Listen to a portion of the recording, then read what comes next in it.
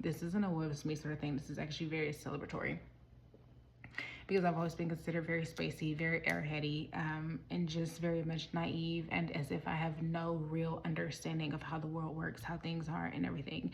And that's because it's not that I don't have an understanding of how things work, how the world works. I just don't give a fuck, because I don't operate within the confines of reality. I don't operate within the confines of the structures and the systems that are in place now, in place today, because I don't believe that real change can happen in that way. I very much view things and how they should be. I'm idealistic by nature. It's something I used to be very, very insecure about. But you need idealistic people, because they're visionaries, because they can paint a picture for a better way, a different way, right? They can implore you to zoom out, expand more, and all those sorts of things, right? But also just because, I mean, hell, we just need a tinge of idealism, right? Like, we're on a floating rock in space. We all know that's something I love to say. And it's so funny because yesterday, Christmas Day, I was with my family, and somehow we got into a conversation about something. Oh, they were watching football. I hate football because I won't even get into why. Like, one, it's violent. I don't think it's, honestly, point. I don't like violence in the slightest. I don't actually think there's literally any, I don't ever think there's a reason for violence. However, comma, unless it is like counteracting, right? Like counteracting something. But overall, and I'm also a person who, I do not believe that humans are inherently selfish and self-seeking. I believe that humans are inherently very kind, very communal, very loving people, and that we all have choices. We all make choices. I am not someone who exists in some fairy tale land, and really, I do actually exist in a fairy tale land. I'm not someone who exists in a make-believe land where I am unaware that bad things happen every day. They do, but that doesn't matter. That's a tangent. My point is,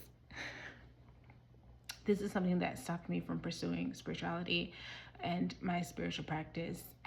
It stopped me for a long time. It's what kept me away from it, and what sort of kept me stuck and feeling like I wanted to essentially, like, right, because I wasn't living my truth, I wasn't living my path, and because I was so deeply, deeply ashamed of it, deeply ashamed of how I thought, the way that I viewed the world, and just, the way that I really feel like we can move through the world as people, and how I treat people, with that mindset. And I would use my academic accomplishments and achievements to sort of give merit to my existence, essentially. All that to say, I was in a debate with my uncle yesterday, Christmas Day, and we were talking politics, and again, there are comments like, everyone's like, not to get into a conversation with her, she's like that, because they consider me like hippy dippy tree hugger or whatever, right? And they're like, not to get into these debates with her and all this kind of stuff. And I'm just like, I'm just talking, right? I'm just talking, I'm just chilling. And I caught myself almost being like, because he was trying to explain to me geopolitics. And I was like, I essentially have a master's in geopolitics, right? Like, I study international politics. Yes, I dropped out from getting my master's, but I dropped out my final semester. I dropped out, I'm exposing myself here. I dropped out a month before I was supposed to graduate. Yeah. So I don't have the thing, but like, and even saying that, like, I don't have to have had the knowledge that I do in order for me to be taken seriously, and how I feel about international policy and the way the world works, and domestic policy and all these sorts of things. Like, I don't actually have to have that, but I do, and I'm still not taken seriously. And so that's kind of my point. It's like, you can have the accomplishments, you can have the achievements, like you can have the papers and all of that, and they still won't take you seriously, because they don't want to take you seriously. And that's okay. Some people are committed to not seeing you, not taking you seriously, not hearing you, not valuing what it is that you have to say, what it is that you believe, how it is that you operate throughout this world.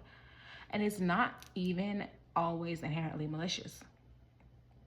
It can feel that way. It can feel as an attack. And just because it's not inherently malicious doesn't mean that it's not hurtful, doesn't mean that it doesn't have the potential to affect how it is that you view yourself, navigate through the world, what have you, right? But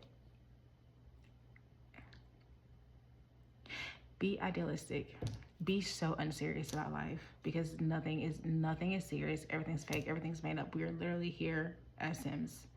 We're here to just do bop bop. Holidays are made up. The fucking calendar is made up. Time is not real. Like, life is too short to take yourself so seriously. Nothing is ever that serious. That's literally my point. That's my point. That's my point. Because it was so funny because yes, I almost caught myself saying that, but I also was so proud of myself for just standing up for what it is that I believe, knowing that everyone views that differently, and knowing that everyone's like, oh, she's the youngest, she's, you know, like, she's the baby, of course she views things that way. Mind you, I'm 29 years old, but they're like, she's the baby, like, and not like, you know. I was like, yeah, actually, yeah, I do believe that certain things shouldn't be happening. I do believe that violence and war and everything is like very unnecessary. I do believe those things. And what? So